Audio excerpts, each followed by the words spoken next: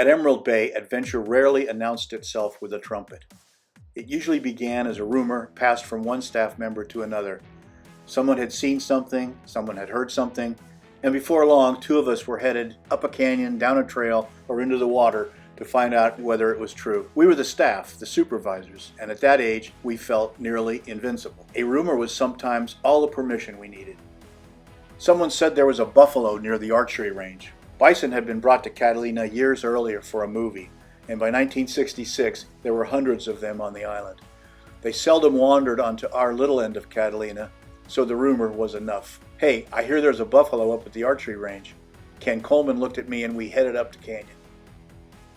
When we found the bull, Ken came up with a plan. He handed me a length of rope with a large loop in one end. "I'll circle around behind him," he said, "and when he comes past you, put the rope on him." It sounded simple enough when Ken explained it. I took my position on the narrow trail, holding the coil of rope and making certain the loop was wide enough to clear the buffalo's horns. Ken disappeared into the brush. A few moments later, the bull began moving down the trail toward me. At first, he walked slowly, then picked up speed. It became clear that he intended to get past me, or through me. There was no room on the trail for both of us. At that last instant, I jumped backward and went down as a massive swirl of horns, hooves, dust, hair, and fur rushed past.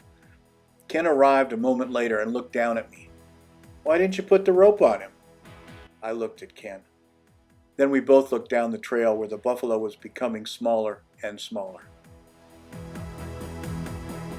The horses presented a different kind of opportunity. At Catalina Island Girls Camp, horseback riding was part of the summer program. When the season ended, the staff released the horses onto our end of the island to graze through the winter. In spring, they would round them up and put them back to work. Late one season, someone said there were horses loose up on the hill above Parsons Beach. Brian Kellogg looked at me. "Want to go?" Brian was from Montana, and from the stories he told, it was clear he knew horses. He brought 2 lengths of sisal rope. Each had a loop in one end. "Don't rush them," he told me. "Walk up slowly. Let the horse get used to you.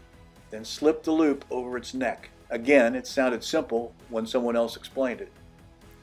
Brian selected a horse, approached it calmly, placed the loop over its neck, and climbed onto its bare back almost immediately. I took considerably longer. Up close, the horse seemed much larger and far less agreeable than he had from a distance.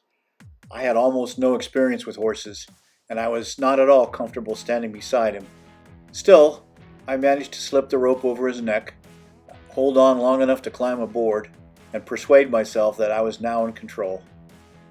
I wasn't, but I was on the horse.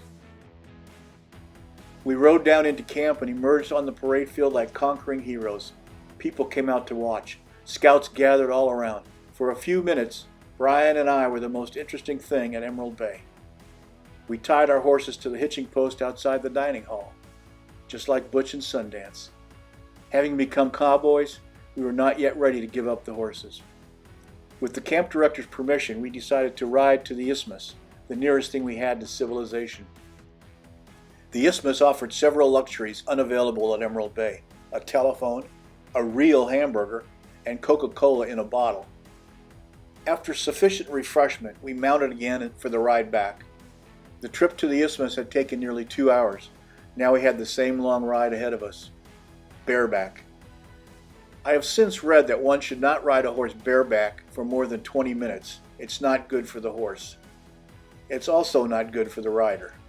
Before long, I was shifting from one side to the other, leaning forward, leaning back, and eventually lying sideways across the horse in search of any position that didn't hurt. None existed. That evening, I learned why saddles had been invented. Brian and I returned the horses to the hill up above Parsons Beach.